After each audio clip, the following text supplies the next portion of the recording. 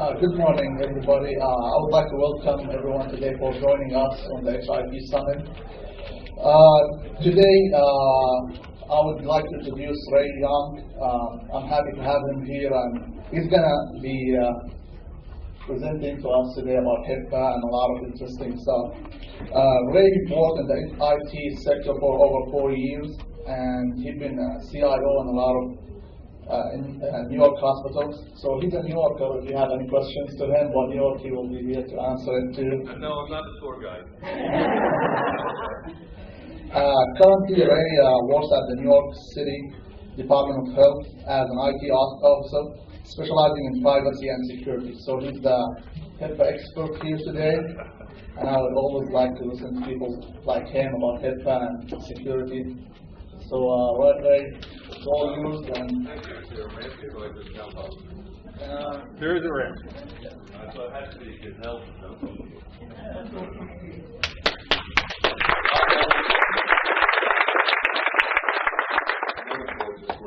All right.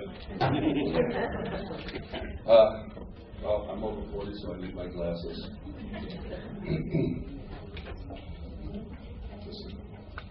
Good morning, everybody, and welcome to the 6th Annual Health IT Summit. I've been honored to speak to you today about health IT technology, HIPAA privacy and security issues, and their effects on healthcare. My name is Ray Young, and I come from a quaint little town. Perhaps you've heard of it. It's called New York City.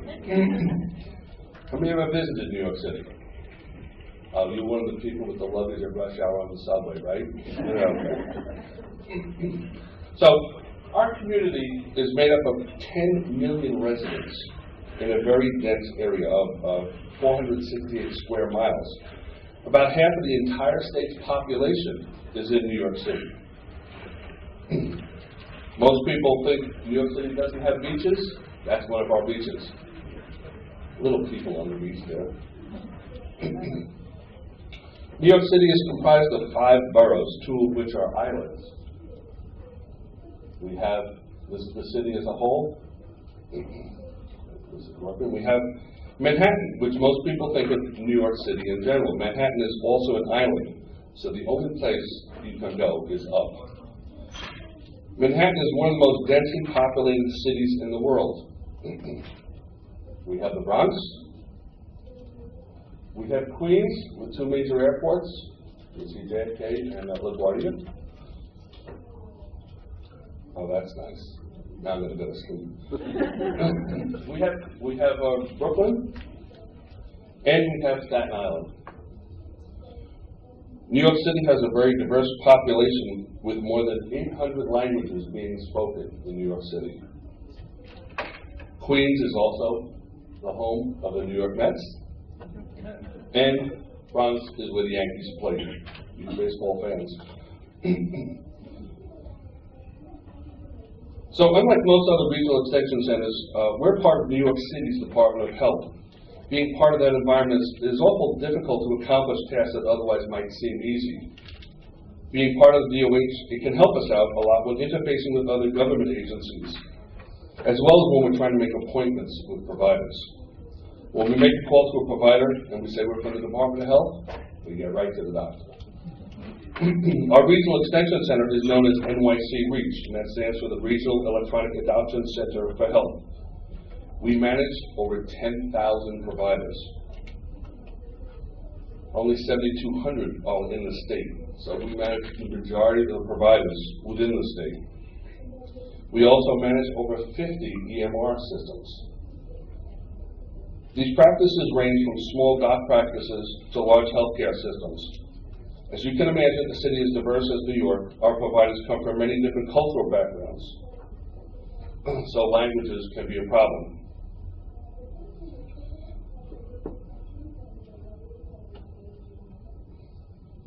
Our Regional Extension Center is comprised of 120 people, split into 6 different teams.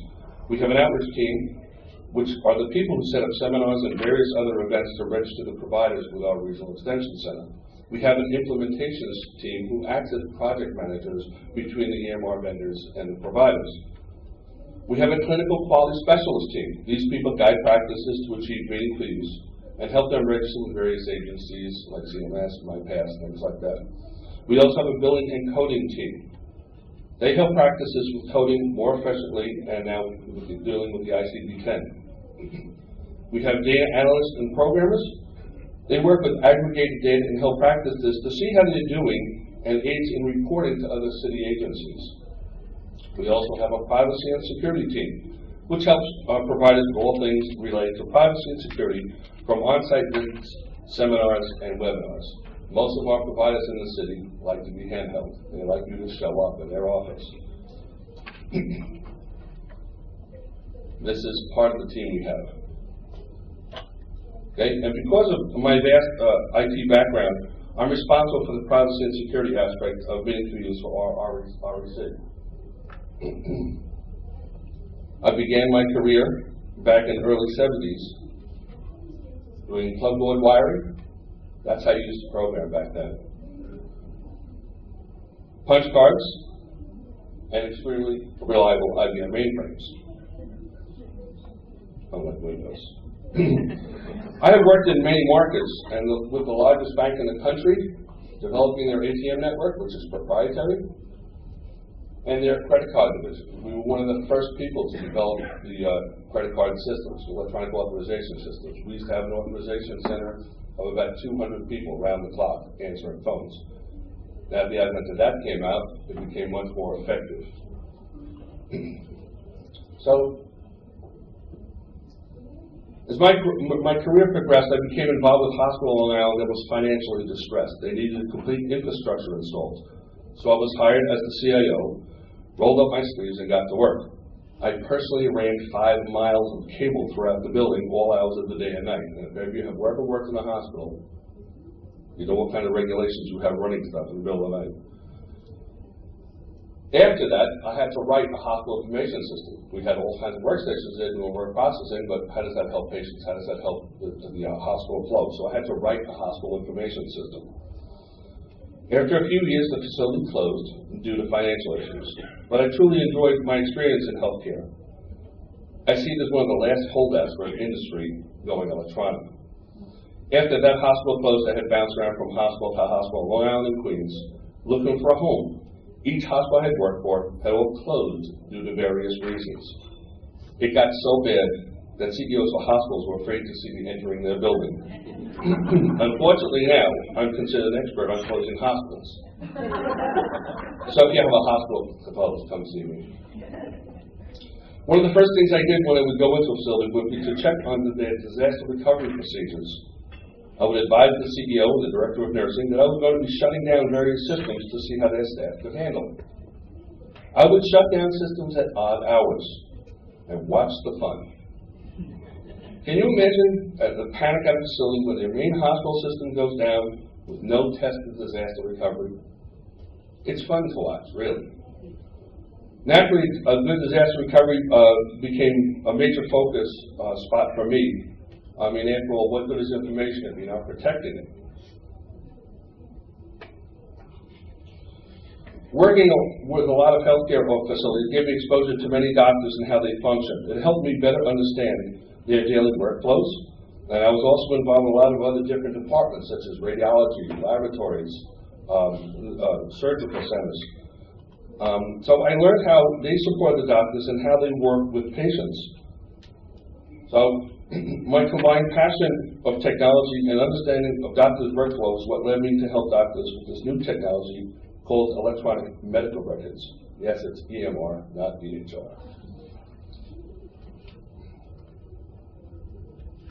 We're having technical issues with this little thing here. So I want doctors to feel empowered with this technology and show them the powerful tools that are available to make their work easier and more accurate. Although some doctors will fight me how much longer it takes to do things electronically, I know of many more doctors that claim they could never live without this technology.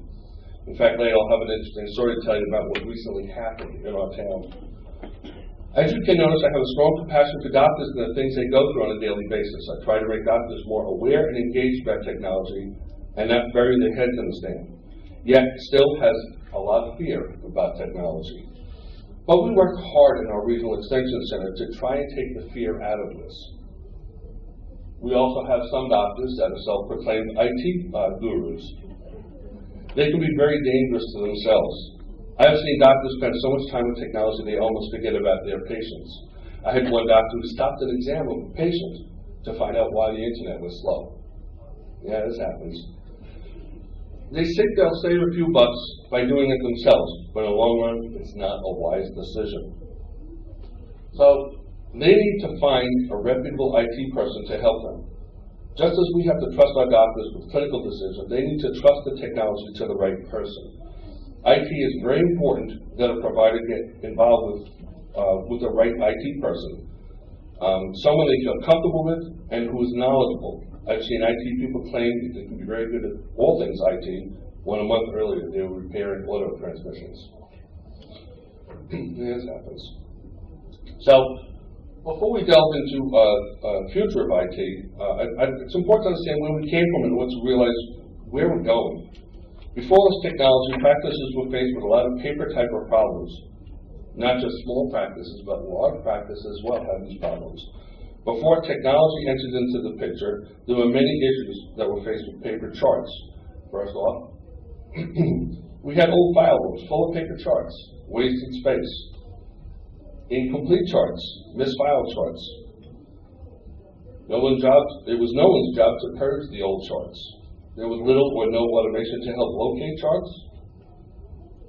We have the cost of storage. A chart room of 510 square feet at $20 a square foot is $10,000 a year.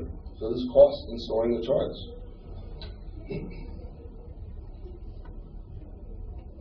Charts are only available at the office, and sometimes the docs would have to work late to complete the charts or take them home. Billers may have a chart when it's needed by the provider. Important items may not have been forgotten to be entered onto the chart, etc. Doctors may not have access to a patient chart. If a patient was suddenly in the emergency room or another provider, this type of information is called a serial reusable resource. A piece of paper is a serial, only one person at a time could be using this document. So there's also this little issue about privacy and security. Right? Before HIPAA came along in 1996, there was no guidance with privacy and security. Every state had their own rules and regulations of what was private and what was secure. Without some standards, it was a crazy time for practices, providers, and hospitals, also with patients, to determine what was considered to be private or what was considered to be secure. Since we now have HIPAA, we now have a framework on which privacy and security exist. HIPAA is not preemptive to state laws, however. So the states still have some of their own regulations. The laws are there to help shape the way patient privacy is maintained. It's still up to the providers to be in compliance. That's a big issue. So today in healthcare, we have many electronic systems that are capturing data, such as hospital information systems, laboratory information systems, radiology information systems, picture archiving and communication systems. And now we have electronic medical records and health information exchanges. We all seem to be a data collecting country. I mean, just look at Google. They collect a mass amounts of data on us. I often wonder if we're a country that's on data overload. Today, we also have some standards that help us maintain some sort of consistency. We have providers that are uneducated about technology. And I see we have three different types of providers that we deal with. Those providers who are about to retire and don't really care too much for technology. They just want their AIU money and they're gone. We also have providers who are new and just graduated med school who are very much tech savvy, so they enjoy this technology. And lastly, we have the middle of the roaders who have been in practice for years and have not too much experience with technology. So, at our Regional Extension Center, we've developed a method, which we call the Query Health Project. There's a little typo there. To query a provider's EMR data and to obtain aggregated information from the practices. We query various EMRs, and we can deal with over 50 EMR vendors, such as give me a count of people under the age of 30 that have a BMI over 40, and the system responds with a count. Since we don't get counts back, the data is still private, thus no privacy and security issues exist. The method we developed is incapable of sending any PHI. We use the data to improve the health of our community. We also send data back to practices so they can be on the lookout for certain illnesses, and the trends that are going on in their community, etc. So the doctors also use this data to see how they compare with other practices in the same geographical area. Competition is really wonderful, you know. We see one doctor doing better than another, and it brings out the worst in people. They also can compare this data to citywide, and we're also going to use this data now for statewide. So doctors can see how they compare to a citywide level and also now to a statewide. We're working with many of the different regional health information organizations, or RIOs, to place our software hooks that will enable our Query Health to pull out information from all the RIOs. This information will be used to improve the quality of health for our population. So we're all here today because we're concerned about health IT. We need to protect this information, and we need to have the patients feel warm and fuzzy about what data they're collecting, how it's being used, and what controls they have over it. So this is reflected also in the recent HIPAA laws. So now they're giving patients more control over their data. So I would often ask also, what is the information worth? As I said before, personally, I don't care if someone knew I had a knee replacement or anything like that, but what's this data actually worth? You all heard of Publishers Clearinghouse? Yes? You know what they do for a living? They collect names and addresses. That's all they do. So, what's all this data worth? It's worth plenty.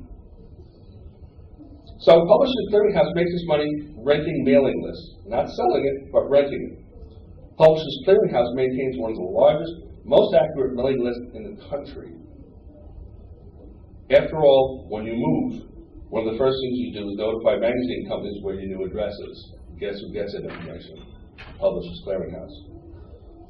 Publishers Clearinghouse maintains all of the lists of the magazines and other things that they maintain. I said, list rental prices vary, so they have your name and address, and they rent those names for about 3 cents a name, depending upon which magazine you subscribe to.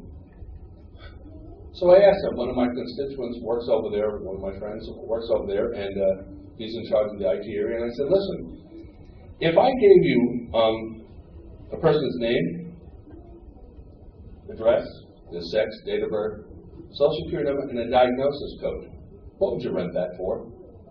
What would that be worth? You want to take a guess? $55 a name. Now, in most places in the United States, we have to identify where we get this information from, but not true in the foreign governments. We can sell this information in Europe, and they don't have to report where they got this data from. And you don't sell this information, you rent it.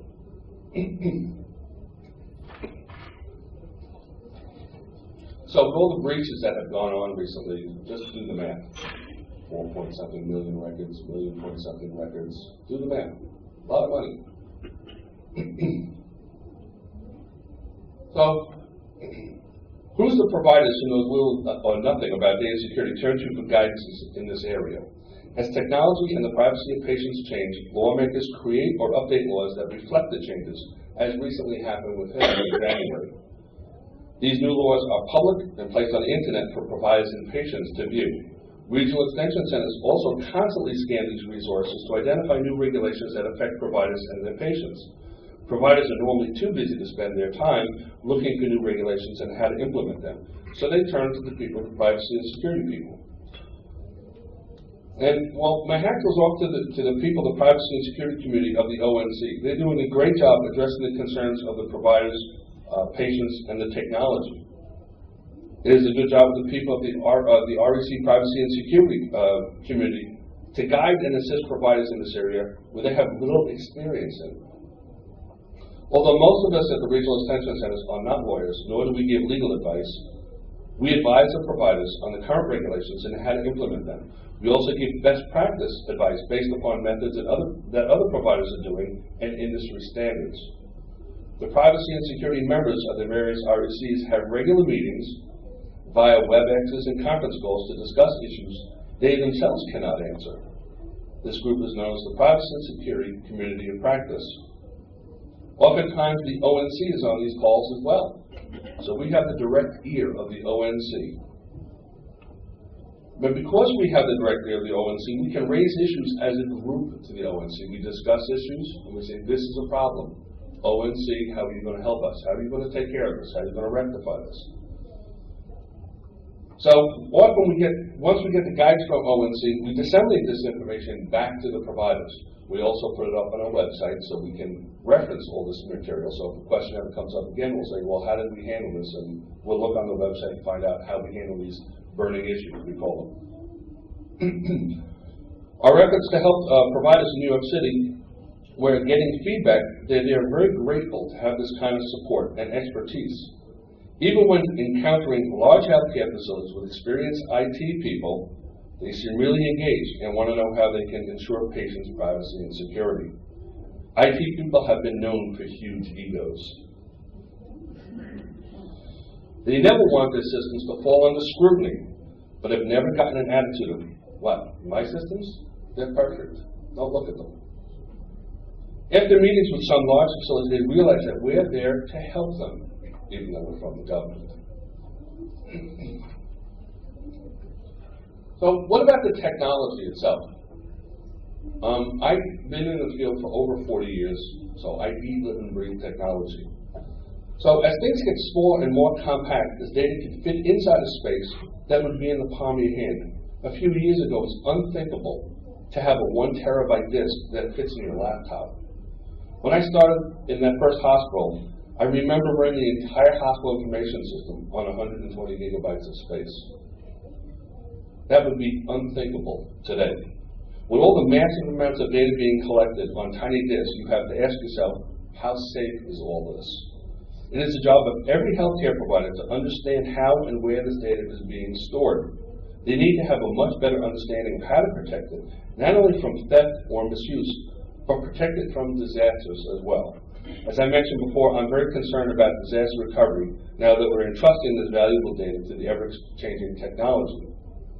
What about disasters, natural or otherwise? Well, our small town has tornadoes. Yes, we've had 2 of them. Whole Northeast power failures happened back in 2008. So, picture of that. We've had hurricanes, but in our city that's normal. Even earthquakes. Yeah, we had an earthquake in 2009. So that's definitely not typical. As most of you already know, we've had another type of disaster, Sandy. We never planned for this. No one has ever planned for this. The recent disaster called Sandy in 2012 brought with it flooding like we've never seen before. Personally, I used to live in a section of Long Island that's a half a block from the ocean. That picture in the upper right-hand corner is where I used to live. I had just moved 2 months prior to Sandy. After the storm, I found out my old abode was 6 feet underwater. To me, this was incomprehensible. So who would have thought that all of New York City and Long Island's major transportation system would be shut down as well? That picture is one of our subway systems, the entrance to the subway. Flooded. Escalators completely underwater. This is the first time in my few years on this planet that something like this has ever occurred. Many hospitals in New York City had their generators located in the basement for vibration issues. Can you guess where the water went, Sandy? So not only did they lose their power, but they lost their backup generators as well. So they had to evacuate. That's NYU evacuating the hospital because they had no electric. Some providers could never have recovered from this disaster and had to have a complete shutdown. They've lost everything. Others were doing quite nicely and giving much needed care to the patients. One practice that brings to mind, whose office was decimated by the flood, was able to work from another location. Because of the new EMR system that was installed, they were able to run a report which patients needed refills of insulin and went door to door to every person's home to deliver it. Without an EMR, this never would have been possible, as all the charts would have been ruined. They had a complete disaster recovery plan in place, and they had tested it several times, as they were prepared for almost anything, even an unexpected flood. I take disaster recovery very seriously because it is one of those things that is not hard to do, nor is it very expensive compared to what would happen without it. It's amazing to me that when people think of the disasters, they think of something catastrophic, like fires, thefts, etc. But what about all the little things, like loss of power, or loss of internet connectivity, or even your phone system going down? I worked in a community hospital in Queens where we had all sorts of backups, and I had warned of installing a backup telephones in the facility in the event we lost the phone system. The phone company swore that they had all kinds of backup systems and not to worry. That's your first mistake. When someone says not to worry, worry. Not to mention that the CFO didn't want the expense of putting in backup systems. The plan is to have a handful of what we call POTS lines, or plain ordinary telephone service, that was placed by a cable company that we could activate in emergency by clicking the switch at the front desk. So if we lost our primary phone system, we flicked the switch, and we had various phones located without the facility that they could get service, that they could dial out, they could get in, they could get information they needed very quickly. One day the phone central office caught fire. And the central office is where all your phone lines go to. It's under the jurisdiction of the phone company, there's nothing we can do about it. So the central office actually caught fire. All of our T1s went to this location, and we lost all communications, even the fax lines. The CFO had gave me the okay to install these inexpensive phone lines. This would have been a problem. So you see, you have to prepare for all different kinds of disasters, even little things like losing your phone system. Even in a metropolis like New York City, you have to think, how is line service being delivered? How is the service being delivered? On a telephone pole? Through a manhole? How? I mean, you need to think of alternate paths and alternate providers into your facility. Typical in New York City on a hot day, our power company has manhole fires due to the heavy demand for air conditioning. And if your phone lines are in there, you won't have phone lines for long. Or if your phone lines are on a telephone pole and your cable company is providing backup, and a car decides to slam into the pole, well, you get the picture. It's just important to sit and think of disasters in all forms and plan for it, and then test it. In addition, just because you have a plan does not mean the staff is prepared in the event of emergency. If you don't test it, you will need to think of manual forms, a chain of command, etc. And also, how long do you want to wait for a disaster to be in effect before you implement your disaster recovery plan? I would always tell the CEOs, if we have a disaster, don't call me, just follow the plan. Because I had tested it over and over and over. Most of the people that work in the facility would get sick and tired of systems going down because I was pull the plug randomly. I would test my IT staff to make sure they were doing the right thing. I would test the nursing staff to make sure they were doing the right thing, and it worked beautifully. The last facility I had worked at could never recover from a disaster. They had employees running around not knowing what to do or who to call. Or they would attempt to fix it themselves. After seeing this, I decided to implement plans that worked. Because of all the well-tested plans we had, the facility could recover almost any disaster within 15 minutes. That's incredible. You could just down the whole hospital information system, and you were back up in 15 minutes. Shut down the radiology system, you were back up in 15 minutes. It was often tested, so the staff knew what happened during the outages, and they went on like it was normal. They used their manual paperwork, they did what they had to do. So, disaster recovery needs to address all forms of issues that impact their business, both clinically and financially. Sometimes providers can't recover because they don't have the financial backup to recover, so they need to address that as well. So, EMRs have come a long way since the first time I worked with them, but then there's much more work to be done. Providers must know how to negotiate contracts with software vendors to protect the practice's data. This data belongs to the practice, not the vendor. What happens if the provider's EMR companies goes out of business? Will no longer support the version you are running, and it will be a financial hardship for you to upgrade, yet you're willing to pay for the support. They just stop supporting you. What are you going to do? Because we've worked with over 50 different vendors of EMR, I've seen EMRs do the bare minimum in order to maintain profits. Some EMR companies have no idea what's in their databases, and they don't want to remove old data that's in there. They don't want to remove old structured data. They just don't want to get rid of it. So this data just keeps growing and growing and growing. Because they're afraid that something's going to break in their EMR system if they do remove it. This frustrates me because I know good software design. This sloppy coding should never have occurred, but this is what we have out there now. Software vendors cannot keep patching systems as they constantly do. This simply just does not work. Software needs to be rewritten from the ground up periodically. The majority of software companies go out of business because they lose sight of this simple fact. I've been in the software company for a long time, and this is what happens. I've seen software companies go out of business because their code is just not robust enough. This is simply not the way that providers should be taken care of. They're relying on these companies to do the right thing. And I have seen this, they're just not. Almost all providers we deal with know nothing about programming, database development, etc. Yet these providers are entrusting the most valuable asset they own, patient data, to companies who go out of business and don't provide a migration path for them. In our regional extension center, this has happened twice. Providers simply have to learn how to negotiate a good software contract. Providers tend to lose confidence in the EML vendors because of horror stories they hear. Not to mention patients who are very afraid of their personal information that is not secure enough. It's a very tough world out there for providers, no less IT people.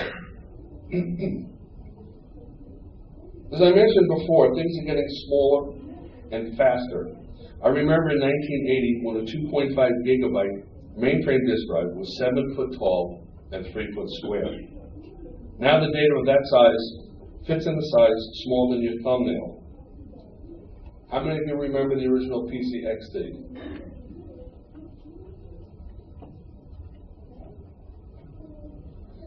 The PC XT that came with the hard disk had a whopping 10 megabytes of space. And the hard disk was so huge and heavy, you could kill a puma with this. The original PC also had a massive capacity of 640 kilobytes of memory. That's kilobytes. And a clock speed of only 4.7 megahertz. That's a lot of processing power. Disk assemblies now can store 18 petabytes.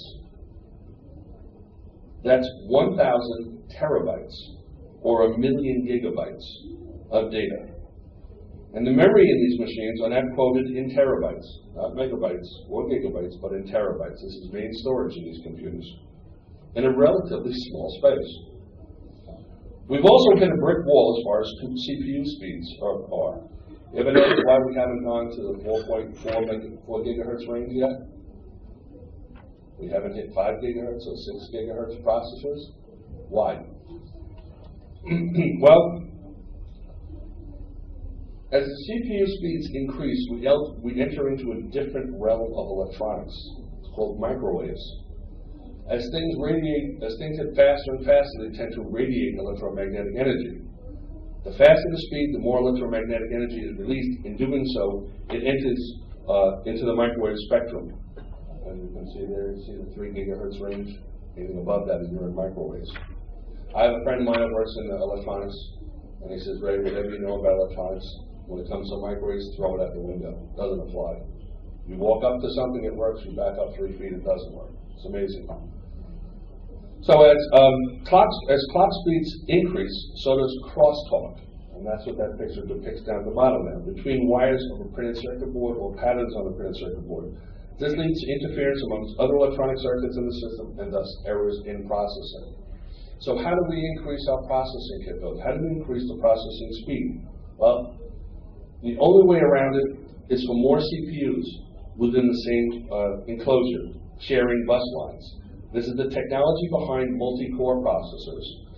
Even cluster computing could not achieve the processing power of today's multi-core systems.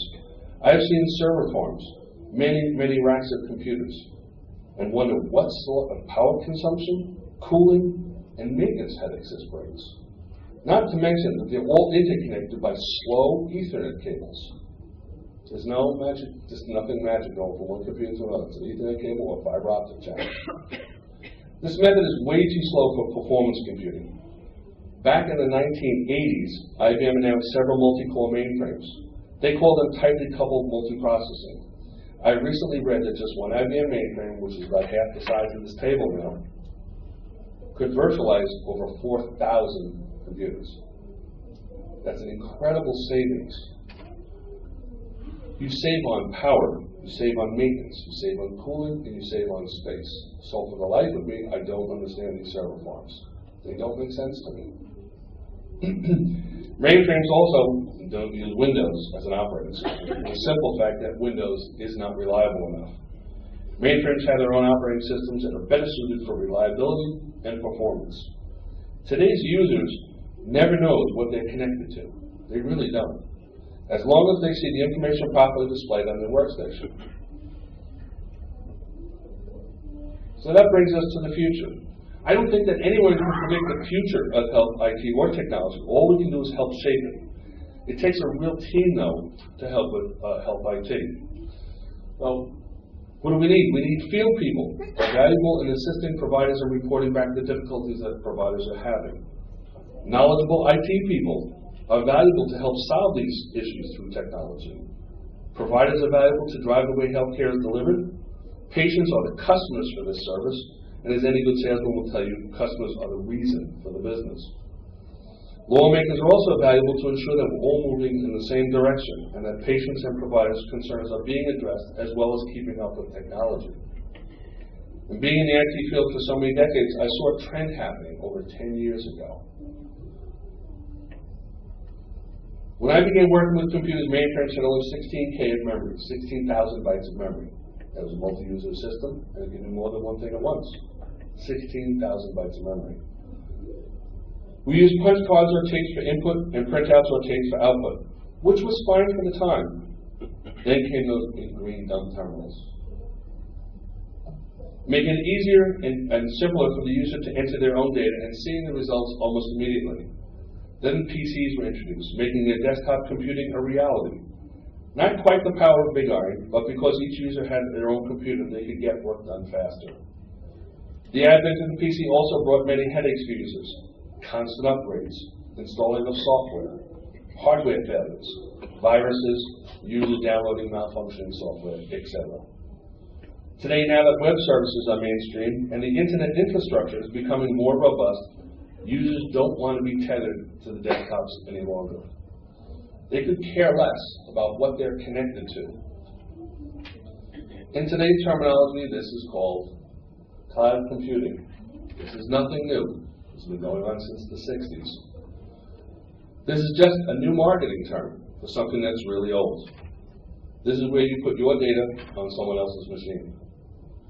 Cloud computing is made up of various servers all over the globe, having many different types of architecture, running many different types of operating systems. Mainly as consumers, we're used to the Windows operating systems on our desktop and laptops, because it appears it works the way we work. Windows may be fine for the desktop, but there are different operating systems out there that can handle much more complex systems. This is normally left for the back-end computing environments. In fact, the majority of the back-end computers on the internet is run on Linux or Unix systems. The portable market today is dominated by Apple and Android, which, by the way, are both Linux systems. We must be very careful about having our data spread all over the globe as well. I know that some cloud computing companies split the data into subclouds. These subclouds are not even in our country. So how does all of us control what happens in another country? When I was in the banking environment, we wanted to place ATMs in a particular country. We were told that we were not allowed to encrypt data on their communication lines unless the government had the key to all this data. To the bank, this is simply not acceptable. So what did the bank do? Launch their own satellite. So what do we do about these companies who want to outsource and provide us data? I recently consulted with the United States Department of Justice and the FBI, and the response was, we're working on that. So right now, if your data is in the cloud, you have no idea where it's actually residing or even which country it's in. As I have predicted over a decade ago, tablets and portable devices will become the standard for data services and applications. I see you all using your iPhones, your iPads. You're no longer tethered to the desktop anymore. So PCs and laptops are going away as more reliable wireless communications to the internet improve. These are recent sales figures for desktop machines. They're on the decline. Even Microsoft is aware of this phenomenon. They came out with Windows 8, which is basically a tablet operating system to fit on the desktops. They want the users to get used to using a tablet operating system, because the desktop is going to be phased out. Eventually, software vendors will have to figure out a way to charge people for the use of an application, since these devices will use the cloud for personal storage and application delivery. Imagine zero distribution costs for software, nothing to install, and you get to use the latest versions of all the software. You just provide a method of payment, and away you go. You will be charged a small usage charge instead of a huge upfront cost, installation issues, and upgrade fees. This is where I think the future of technology is going. Imagine you're using Word right now, word processor. Well, with a click of a button, say I want to use Word, you may get charged $1 to use the software. And it gets downloaded very rapidly to your computer and you use it. As soon as you close it, it goes away. You want to use it again, you click on it, comes back in again. This is what's going to happen. Users just have to figure out a way to charge you. So this is what's going to happen to technology. Desktops are going to go away. I've seen this coming down Broadway. It's just incredible why we would put up with desktops that simply have so many issues going on with it. It's not worth it. I also feel since that we're collecting more and more data, there'll be a real need for people to perform data mining. Turning all this data into something meaningful and useful would be better outcomes for our health. What good is all this data if we can't get anything useful from it? Hopefully tools will become much easier to use for the provider rather than cryptic SQL language we use now. Who knows, maybe our data will be connected to Watson. Using Watson's supercomputer, we can ask it questions the way we naturally speak. The fact that all this data exists is here to stay, Watson's ability to pull it from many different data resources and arrive at the answer, it's amazing to me. It's just amazing how Watson arrives at all this information. It never forgets. It researches everything. Watson also may get a pair of eyes. With Google's Glass technology, a provider may be able to plug into this technology and have Watson assist the providers by researching the patient's medical history and other documents, and have visual images to arrive at the proper diagnosis and treatment plan. This may seem like Big Brother is watching, but to put all this technology and all known diseases, diagnosis, and treatment available in under a few milliseconds in the provider's hands is just an incredible thought. If you're worried about Big Brother watching, I suggest you see a movie called Colossus, the Foreburn Project. Have anyone seen this movie? If you don't, you should rent it. It's about a supercomputer in the United States being very smart, being very intelligent, being so that the United States hooked it up to all the defense systems. They said, well, if cities get blown up, the computer will know how to respond to a nuclear attack and otherwise. Well, the computer got so smart, he realized, well, if the United States are doing it, other countries are doing it too. I want to be connected to it. And if he didn't be connected, it would start the nuclear war. It's a very interesting movie. It's a very interesting movie based upon technology, of how intelligent computers are getting and how much we're giving it information. So, as we become more and more portable data-consuming population, health IT will take advantage of this technology. As technology emerges, you can bet that HIPAA will be changed accordingly. HIPAA is not going away anytime soon. HIPAA will need to ensure patient privacy and security always. One of the technologies that exist today is called encryption. This is a very simple and effective way to protect patient information. Being on the privacy and security COP, I'm constantly asked about the virtues of encryption. Currently, HIPAA regards this standard as addressable, even in stage 2. I don't know about you, but if I see a thing of 57% can be remedied real quick, why isn't this a law? I'm pushing for the federal government to make it a law. According to HHS, almost 57% of all data breaches are due to lost or stolen equipment that had unsecured PHI on it. So encryption should be a requirement. When I ask EMR vendors why they don't encrypt, they all claim it has performance impacts and it won't encrypt, and they won't encrypt unless it's a requirement. So let's make it a requirement. We also have the users saying it's too costly, it's too hard to install and use. An IT vendor says it's not worth the bother. The whole mess. It's not true.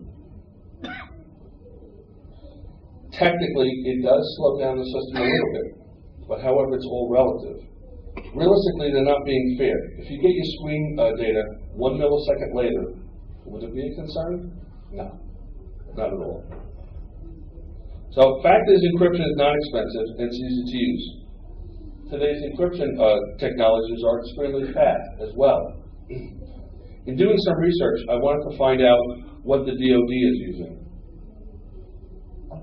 I found out that they're using software by a company called Jedico. This company created an encryption and data sanitizing software that's extremely fast and reliable. All military drone planes are protected with this software. They have come up with a very unique method for encryption in healthcare. A typical small network may look like this, has several workstations attached as well as a laptop, may have a local server. Any place that's PHI is stored, or as HHS calls it, at rest, data at rest, is vulnerable. It's not encrypted. Typically, laptops or hard disks go missing or stolen, and thus creating a breach. You don't want to go through a breach. So what we need to do is build a virtual secure wall where all the protected equipment exists. If the equipment leaves this virtual secure wall, then the data is useless. Jedico places all the keys on a tiny key server that can be located anywhere on the network, even in the ceiling. The key server costs about $25. So, it's a Raspberry Pi device. It's a tiny little thing. So at that cost, you can have backup key servers in case this thing should break. Each protected piece of equipment would require a small licensing fee. So if you have 3 or 4 computers you want to do, it's a small licensing fee, like maybe $100 a year or something. I don't know what their pricing is. The user has no idea that the virtual wall exists. Even laptops have to be granted permission to be taken off the network. They are given a unique password, which is only available just at that time that laptop is off the network, and then they go use their laptop as normal. Once the laptop is brought onto the network, the password is no longer needed and is no longer valid, which is a very unique thing. So if someone decides to take a PC, it won't work. They have to let somebody know they're taking the PC off the network. Then they'll get a key and away they go. This complies with HHS by not having the key with the data. That's typical in most encryption schemes. Most encryption schemes, you'll encrypt something and the key is with the data. All our hacker needs to do, or somebody computer savvy, is find out where that key is, what it looks like, and they've got access to the data. The keys can even be backed up and secured in the event of a disaster. So you can back up the keys and put them in a safe somewhere, so in the case of a problem, you just restore it and away you go. I was also asked, that's the Achilles heel to encryption. What if you lose the key? Okay, what if you lose your hard disk? I mean, do you have it backed up somewhere? Do you have the keys backed up? If it's very important, you need to have backups for it. So that argument was moot. The users do not know any passwords. They just turn the computer on and it starts working. To me, this is a win-win situation. It knocks down 57% of all the breaches, and it's simply not an issue anymore. So it's not expensive, it's not hard to install, and there's simply no reason why they're not doing it. So, in closing, there'll be much more challenges ahead for technology, and I just feel that as EMRs mature, there'll be more and more problems to solve. As technology shifts from desktop to handhelds, this will be a whole new set of issues. I've heard companies that are generating software now for intelligent devices, cell phones, iPads, things like that, that basically put all your information in a protected folder, if you will. And you have to explicitly give that application to get access to that folder. So no other application can start wandering looking at your My Contacts folder or personal documents. You just won't be able to do it because you will not allow the application to do it, which I think is pretty exciting. There'll be a great need for data reporting as well. Doctors, people need to have the data coming out of the system. They're inputting data at an incredible rate of speed. What's all this data worth? I mean, is it just for Big Brother to look at? Doctors need to look at this data. They need to have some feedback. So I see the need for the EMR vendors to develop software that will be more intuitive and more user-friendly for the providers. I know a lot of doctors that have private practice also affiliated with hospitals. I know one doctor that's affiliated with 3 hospitals. That means he has to know 4 different EMR systems. He told me, I'm not learning them. I'm going to hire someone to come along with me that knows that system. I'm not doing it. So therefore, you're getting resistance from providers because there's so many different interfaces out there, the doctor's head's about to explode. And that's not taking care of the doctor. So I think maybe the EMR vendors should think about more portable user interfaces.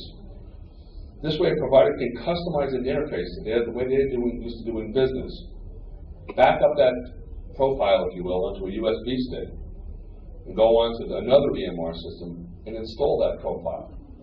So they're used to seeing the same type of data. They just log on with their user ID, and boom, that profile comes up the way they're used to seeing the data in their office or in another hospital. The back end of the data, I don't care. I mean, that could be wherever the hospital wants to see things.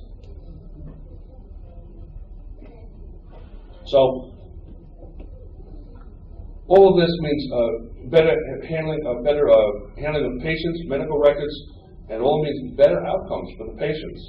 So, with that closing, I thank you for your time today and invited me to speak here. If there's any questions, raise your hand. You want to know where the best restaurant is in New York? I can't tell you. I can tell where the best beach is.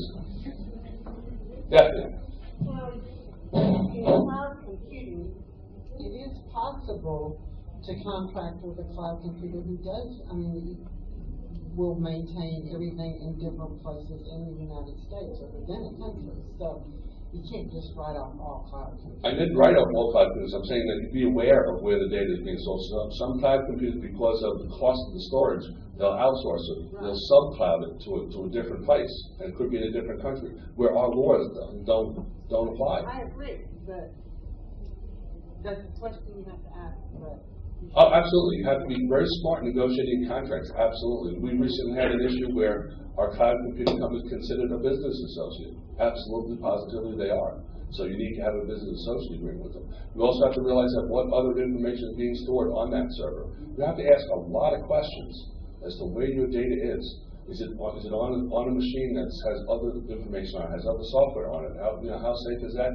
It just goes on and on and on. I mean, I've had IT cloud people that, oh, my data is protected. They have to get, thumbprint, a retina scan, and, all kinds of things needing to get in the data center. Okay, I can walk out with a hard disk and a heartbeat. How's that? I mean, various things. Protection also comes from within. How are you protecting it from within your organization? Not just from external hackers, but how are you protecting it from within your own organization? Are there protocols involved? Just replacing hard disks in machines? There has to be. You have to account for every hard disk in your company. That's a requirement. That's a law. That's the HIPAA law. You have to account for every media that has your information. So if you had a hard disk and it was destroyed, what was the make, model, serial number, and it was destroyed? Who destroyed it on what date? So all these things. If you have a tape that goes bad, well, you destroyed it. Okay, well, you destroyed it, but what was the tape number? Did you reuse it? All these kind of things. So you really have to look at the laws and say, how specific are they getting with the protection of all this? But you're absolutely right. I'm not knocking cloud computing companies. I'm just saying you have to be really, really careful about where the data is, and you have to ask those questions. Thank you. Next. Yeah, actually, it's sort of a two-part question. Uh-oh. The key that you explained was quite interesting. So when you said that if you're on the network connected to the key encryption system, you don't have to put in your login system. So the first part of the question is, if physically somebody walked into the network, would they be able to access anyone's machine without a password, or how does that really work? No, it's just the data that, let's say you have PHI or protected health information on a server someplace. That server would be logged onto would be on the network. It would be protected under that umbrella. So anyone that needs, with their regular credentials, accessing that data, it would look like the data was unencrypted to them. But if someone was to come and steal that server, it's useless. Take the hard drive out of the server, it's useless. Okay. And the second part is, so let's assume a hacker got into a particular machine on that network, and that machine had access to the very same framework that had the key installed on it. So would the hacker then have access to every single machine and all the data? Yes. Oh, okay. Yes. I mean, once your data is open and exposed, I mean, even the screen scraping software that's available, there's all kinds of nonsense that's available to look at stuff. We talked about this before. We can go on and on about how hackers get into your system, DNS attacks, all kinds of things like that can happen. That's what fully qualified health IT people should be aware of. They should know networking. They should know what hackers do and protect that. But we see that the 57% of all the breaches are not due to people hacking in. It's due to, I lost my laptop. It got stolen at the airport. I took the hard drive out and I threw it out. I don't know where my tapes are. Matter of fact, I had one doctor, excuse me, we had one doctor that said, "Doc, you backing up?" "Oh yeah, I'm backing up." "No, take care of all my stuff, don't worry. Never leaves my sight." "But Doc, you have protected." "Don't worry, never leaves my sight. It's always with me. I take it home with me at night." I don't. Well, he called me up 2 weeks later and says, "I should have listened to you." I said, "Why?" He said, "I stopped off at the grocery store to get something for my wife, and my car got stolen." Well, this is New York. It happens. My car got stolen. "Yeah?" "Guess what was in my car?" All his backups, not encrypted. I said, "You have a breach, Doc. You're going to have to report it. Sorry." But this is things that happen because people think that they're protected. They think they're doing the right thing, and they're just not. And as we've talked before in the back, it's just simply amazing how people are just so frivolous about protected health information, and they're not doing the bare minimum even to protect things. It's just incredible. We even people see that you have to do the security risk assessment, right? No, they don't want to. It takes too long. They just check off the box. I've done it. Get on with life. Really? Well, that's considered fraud. Yes. I've heard some speakers allude to the fact that the smartphone is going to be the future of healthcare access. I predicted it over 10 years ago. So they didn't have the smartphone back then. So going back to your, I think of dongle when I think of your key, but do you feel that it's going to be able to be secure enough where yes. This will? Absolutely. Because that doesn't fit with the technology you're talking about, because it's not tethered to any network. Correct. The information that's transmitted back and forth will be encrypted, but what you're really worrying about is the applications that you're putting on these devices, that if you have to look at these free applications that you download and says, "I need access to your contacts file. I need the access to be able to read the external SD card. Why?" So as this happens, we're going to be using these devices more and more. There's going to be smarter and smarter technology to prevent people from looking at certain things. If you're going to be storing protected health information on there, then you'll probably put it in an encrypted folder. So the other applications simply can't get them because they weren't given permissions to access that information. A lot of people say to me, "Well, my information's up on the cloud and secured." Well, okay, what about downloaded reports? What about Excel files that you keep? What about all this other information? It's not just about the EMR system. It's just simply not. So, as I talked before, I walked into a doctor's exam room, and there's a portable EKG machine in. What did I do? Just press reprint. What came out? Patient's last test. Name, date of birth, medical record number, and the test. That's not secure. So just a simple workflow should just go in. But portable devices, yeah, HHS and ONC is very concerned about portable devices, and that's our conversations that we have on the phone all the time. What about these portable? It's going to happen. Desktops are going away. What do we do about the portable devices? Well, there's got to be software out there to do it. And the company that I just mentioned, Jedico, they're addressing that. Because they don't even people in the government that have sensitive information that's on their phones. They're using it, so they have to protect it now. So steal my phone. Go ahead. Can't use anything. So they're working on it currently, because I see the trend. Although 10 years late. Any other questions?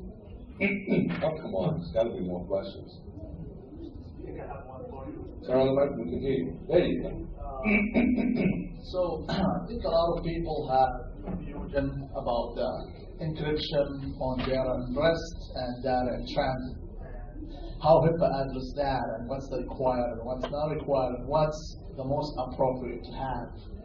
Okay, yeah, thank you very much. The question was, how do we address the two different types of data? HHS calls them data at rest, or data in transit, or as I call it, data in flight. Encryption data in flight is being done. Every medical record company is doing it. Every healthcare organization is doing it. It's very simple. It's usually built into the software, the operating system that does it. But data at rest is the thing that's a killer. Data at rest is the 57% of the breaches. That's the thing that we have to attack. And data at rest is anything on a USB stick, on a tape, a disk, a hard drive. any place it's stored. We're talking about storage, not in flight. So any place where it's stored should be encrypted. And the HIPAA law just says, well, if you find a reason why you can't do it, then it's okay, you don't have to do it. All they have to say is going to slow down my computer. No, they don't have to do it. They've answered and addressed the law. That's irresponsible to me. Just make it a requirement, and make it that you have to encrypt everything. Every disk, every tape, that you keep protected health information. And again, just don't think EMR systems. Do you have reports anywhere? Yeah. Put it in the encrypted folder. The company that I mentioned, Jericho, if you just have a folder sitting there, you redirect your My Documents folder to that encrypted folder, you're protected. Store anything you want there. Someone steals the computer, it's garbage. You can't read it. So as long as it's on the network, you can read it. So to me, that's a definite big step in the right direction. And 57% of the breaches go away. So we're talking about data at rest is the one we need to take care of, and it's just simply not. Providers are buried their head in the sand; they just aren't aware of where it's all kept. How many of you heard about the recent breach of security with one of the healthcare companies with photocopy machines? No? You heard this one? Yeah. The leasing company had photocopy machines. They leased it to a healthcare company. I'm not going to say what name it is, but they leased it to a healthcare company, photocopying the records and so on and so on and so forth. The photocopy machines came off lease. The company then sold those photocopy machines to CBS Television. Well, they're brilliant people at CBS. I know some of the IT people over there. They're pretty brilliant. They downloaded all the information that was on those hard drives on the photocopy machines. They got patients' information. Well, the healthcare company was sued for millions of dollars because of that. So healthcare, patient information can sit anywhere. Photocopy machines, EKG machines, blood pressure, it can sit anywhere. So when you're doing the risk assessment, to me, I tell providers, don't think of your health record. Think of your entire business. Where is it kept? And that really is an eye-opener to a lot of people. And when you show them things like the CPS thing, they're like, huh? Really? Photocopy machines? Yeah. Fax machines that store information on a hard disk? Anything. So yeah, you got to be careful. Don't go to Jones Beach, by the way. It's too crowded. You saw the picture. Anything else? Well, when you're in New York, come by and say hello. I'd love to show you around. All right? It's a great place to visit.